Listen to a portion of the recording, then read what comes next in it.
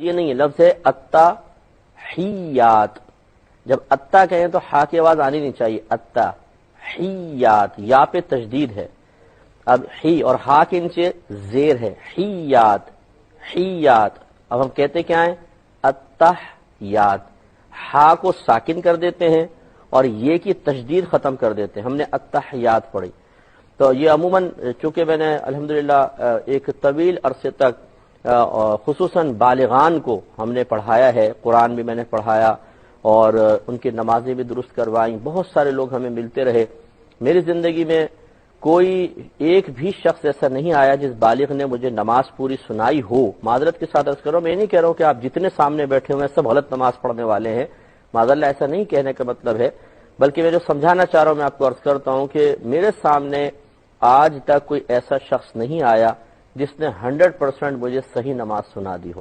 کہیں نہ کہیں غلطی، حتیٰ کہ ثنا پڑھتے ہوئے سبحانک اللہم کہتے ہیں، حالانکہ سبحانک اللہم لا کو لمبا کھینچیں گے کیونکہ کھڑا زبر ہے اس میں، تھوڑا سا اس کو لمبا کرنا. سبحانک اللہم اور کلہم، لا اور لا لا لا لا لا فرق ہے. سبحانک اللہم سبحانک اللہم. کلا یہ لام زبر لا بنے گا اور کلا لام کھڑا زبر لا بنے گا. یہاں کھڑا زبر ہے، صرف زبر نہیں ہے.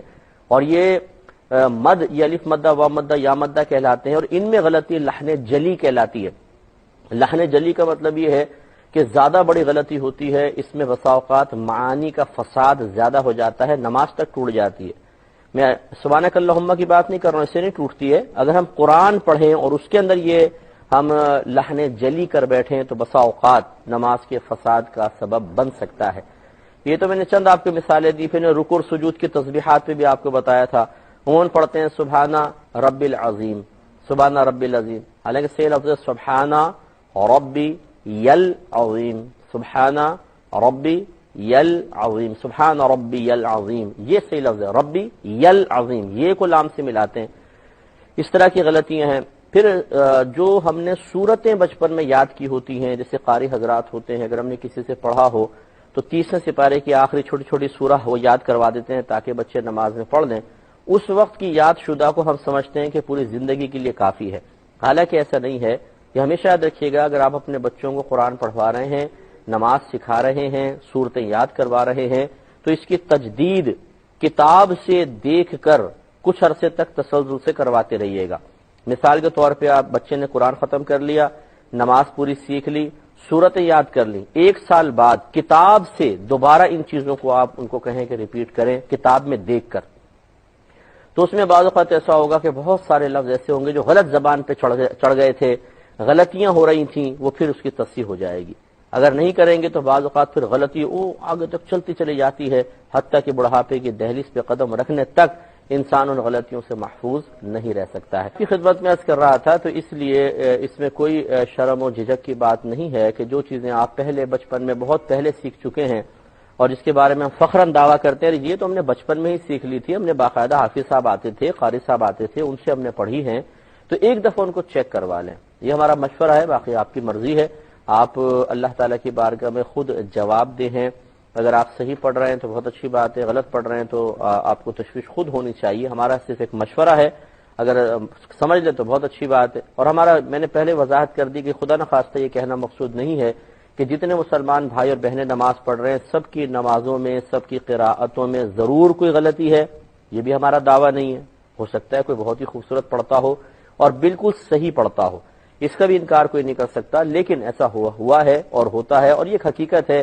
ہمیں تقریباً 20-22 سال ہو گئے اس فیلڈ میں مسلسل کام کرتے ہوئے، اور میں ویسی عوامی آدمی ہوں، عوام میں بہت زیادہ رہتا ہوں، عوام کو بہت قریب سے، اس لیے تھوڑی سی ہمت کر لیں بہتر ہے. اب دیکھیں نماز سب سے پہلے نیت کا مسئلہ ہے کہ ہمارے بعض بھائی بہن سمجھتے ہیں، ویسے تو میں اس کی وضاحت نماز کی شرائط میں کر چکا ہوں، لیکن چونکہ ہم دوبارہ کر رہے ہیں تو میں سمجھا دیتا ہوں کہ نیت اصل میں دل کے پختہ ارادے کو کہتے ہیں. زبان سے نیت کرنا کوئی لازم و ضروری نہیں ہے. نبی کریم صلی اللہ علیہ وسلم کے دور مبارکہ میں، پھر تابعین، تبع تابعین وغیرہ کے دور میں اس طرح زبان سے نیت کرنے کا رواج تھا ہی نہیں. بس وہ ایسی آئے، دل میں نیت کو حاضر کیا اور اللہ اکبر، اسٹارٹ ہو گئی نماز.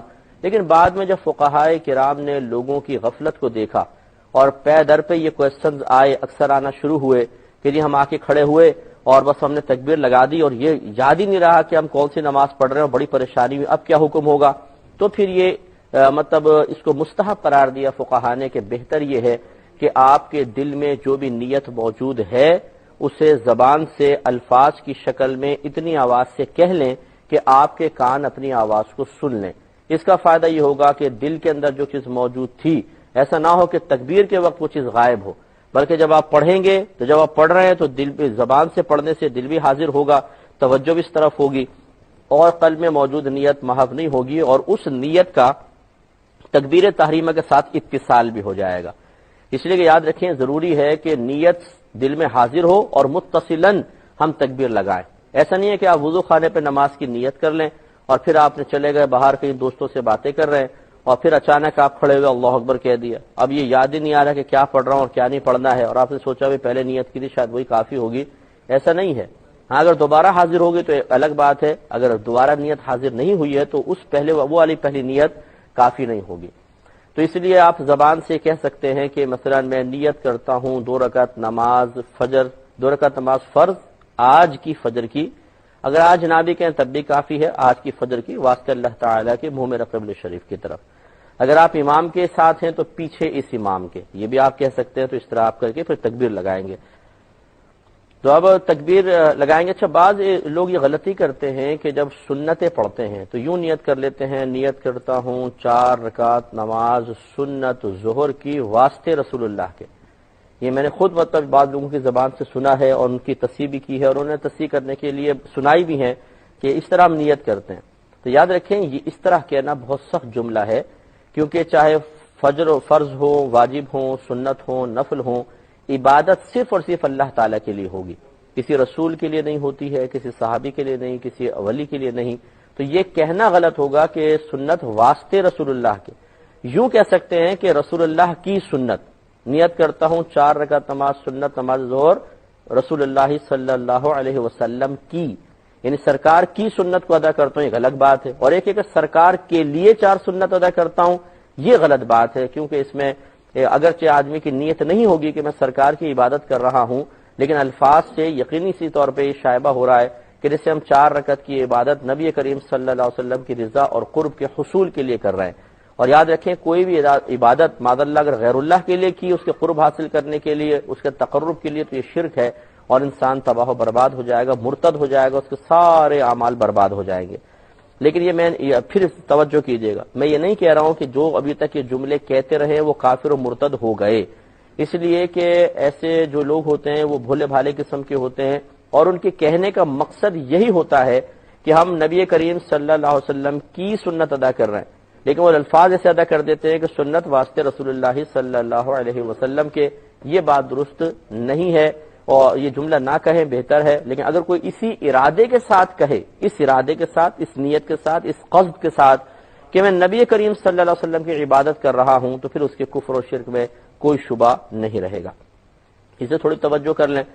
اب یاد رکھیں کہ جب آپ تکبیر لگائیں تو کھڑے ہونے کا طریقہ پہلے مردوں کے میں عرض کر دیتا ہوں، چلے خواتین کو ساتھ ساتھ کہتا ہوں، مرد جو ہوں اس طریقے سے پاؤں بالکل سیدھے ہونے چاہیے اور ان کے درمیان 4 انگلیوں کا فاصلہ رکھنا مستحب ہے۔